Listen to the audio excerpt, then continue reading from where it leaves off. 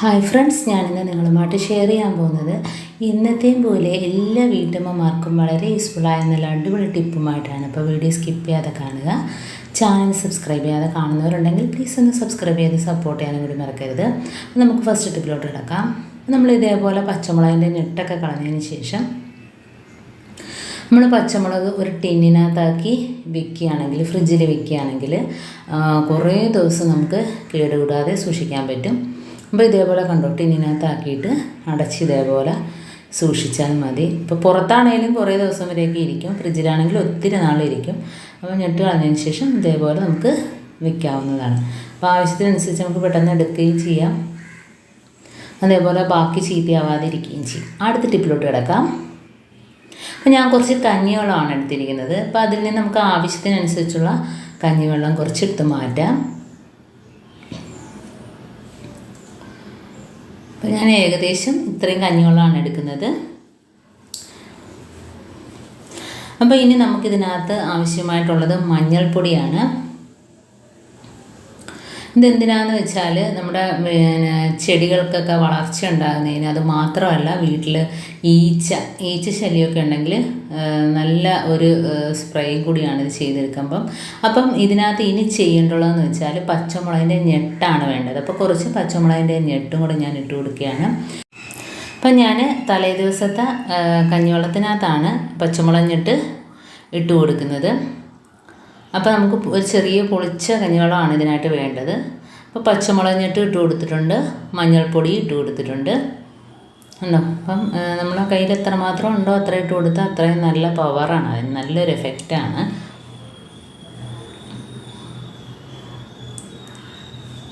അപ്പം ഞാൻ കുറച്ച് പച്ചമുളകിൻ്റെ ഞെട്ടും അതേപോലെ മഞ്ഞൾപ്പൊടിയും, പിന്നെ ഇനി ഒരു സാധനം കൂടെ അതിനകത്ത് നമുക്ക് ചേർക്കാനായിട്ടുണ്ട്. അപ്പോൾ ഇത് ഈച്ചയെ ഈച്ചയെ നമുക്ക് തുരത്തി ഓട്ടിക്കാം. കാരണം ഇത് വെച്ച് സ്പ്രേ ചെയ്താൽ മതി.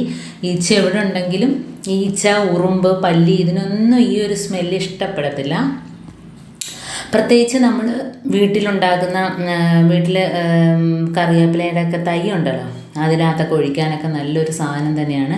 ഇപ്പം നമ്മുടെ പച്ചമുളകിൻ്റെ ഞെട്ടെല്ലാം ഞാൻ അതിനകത്ത് ഇട്ടിട്ടുണ്ട്. ഇനി കുറച്ച് സവാളയുടെ തൊലിയും കൂടെ ഉണ്ട്. ഇപ്പം ഞാൻ ഈ ഒരു സവാളയുടെ തൊലിയും കൂടെ അതിനകത്ത് ഒഴിച്ചിടുകയാണ്. ഇത് ഇങ്ങനെ വെച്ചിട്ട് പിറ്റേ ദിവസം വേണം എടുക്കാൻ. അപ്പോൾ ഇതിൻ്റെ ആ ഒരു സത്ത് അതിനകത്ത് ഇറങ്ങിക്കിട്ടും.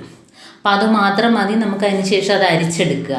ഇതിൻ്റെ സത്ത് നല്ല രീതിയിൽ ഇറങ്ങിയിട്ട് നല്ല ഒരു വളത്തിനൊക്കെ, നമ്മുടെ കറിവേപ്പിലയാണേലും അതേപോലെ ചെടികൾക്കൊക്കെ ആണേലും നല്ലൊരു വളമാണ്. പ്രത്യേകിച്ച് മഞ്ഞൾപ്പൊടിയും കൂടെ ചേർത്തിട്ടുള്ളതുകൊണ്ട് അതിനകത്തുണ്ടാകുന്ന പൂപ്പൽ, ഈ ചെടികൾക്കൊക്കെ ഉണ്ടാകുന്ന പൂപ്പൽ, അങ്ങനെയുള്ള സാധനങ്ങളൊക്കെ പോയി കിട്ടും.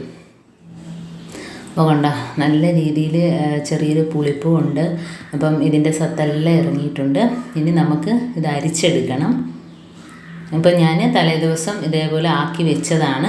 പിറ്റേ ദിവസം നമുക്കിത് അരിച്ച് മാറ്റാം. അപ്പം ഇനിയിപ്പോൾ അതിനകത്തുള്ള എല്ലാ സത്തും അതിനകത്ത് ഇറങ്ങിയിട്ടുണ്ട്. ഇനിയിപ്പോൾ നമ്മളെ കയ്യിലുള്ള പഴയ അരിപ്പ ഉണ്ടെങ്കിൽ അതിനകത്ത് ഇതേപോലെ ഒന്ന് അരിച്ചെടുക്കുക.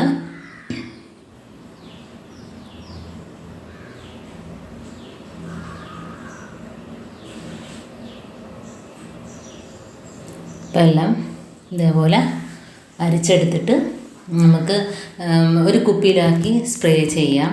നമ്മളെ നമ്മുടെ കിച്ചണിലും അതേപോലെ തന്നെ ഗ്യാസ് സ്റ്റോപ്പിൻ്റെ ഭാഗത്ത്, പല്ലി ഇരിക്കുന്ന ഭാഗത്തെല്ലാം ഇത് വെച്ചൊന്ന് സ്പ്രേ ചെയ്യുന്നത് നല്ലതാണ്.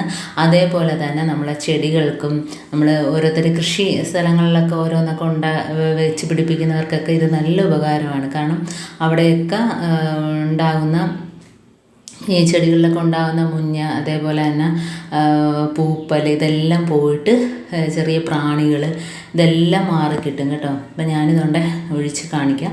അപ്പോൾ ഇതേപോലെ സ്പ്രേ ബോട്ടിനകത്താക്കി കുറച്ച് വെക്കുകയാണെങ്കിൽ നമുക്ക് എല്ലായിടത്തും സ്പ്രേ ചെയ്യാം. അപ്പോൾ ഞാൻ അതുകൊണ്ട് കറ്റാർ വാഴയ്ക്കും ചെടിക്കും എല്ലാം ഒഴിച്ചു കൊടുക്കുകയാണ്. കറിവേപ്പിലയൊക്കെ ഒഴിച്ചു കൊടുക്കുകയാണെങ്കിൽ നല്ല രീതിയിൽ തഴച്ച് വളരും.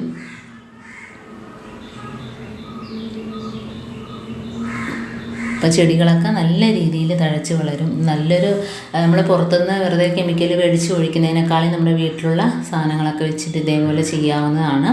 അപ്പോൾ അലർജി ഉള്ളവർക്കും അതൊരു പ്രശ്നമൊന്നും ഉണ്ടാവില്ല. ഇത് ഒഴിക്കുന്നവർക്കൊക്കെ ഒരു പ്രശ്നം ഉണ്ടാകില്ല. നമ്മളെ വീട്ടിലുള്ള സാധനങ്ങൾ മാത്രം വെച്ചിട്ട് ഉണ്ടാക്കുന്ന മരുന്നാണല്ലോ. അപ്പോൾ ഇതേപോലെ പല്ലിക്കൊക്കെ അടിച്ചു കൊടുക്കാറുണ്ട്. എവിടെയൊക്കെയാണോ ഇരിക്കുന്നത് ആ ഭാഗത്തൊക്കെ ഉറുമ്പിനാണേലും ഇട്ട് കൊടുക്കാം. അപ്പോൾ ഇത്രയേ ഉള്ളൂ എൻ്റെ ടിപ്സ്. നിങ്ങൾക്ക് ഇഷ്ടമായിരിക്കുന്നു. ഇത് യൂസ്ഫുള്ളായിട്ട് തോന്നിയിട്ടുണ്ടെങ്കിൽ ഒന്ന് ലൈക്ക് ചെയ്യാനും കമൻറ്റ് ചെയ്യാനും സബ്സ്ക്രൈബ് ചെയ്യാനും മറക്കരുത്. അതേപോലെ തന്നെ ബെല്ലൈക്കൻ എനേബിൾ ചെയ്യാനും മറക്കരുത്. എന്നാൽ മാത്രമേ ഞാനിടുന്ന ഓരോ വീഡിയോസും നിങ്ങളുടെ മുമ്പിൽ നോട്ടിഫിക്കേഷനായി എത്തുകയുള്ളൂ. അപ്പം ഇനിയും നല്ല നല്ല ടിപ്സുകളുമായിട്ട് വീണ്ടും കാണാം. അതുവരേക്കും താങ്ക്സ് ഫോർ വാച്ചിങ്.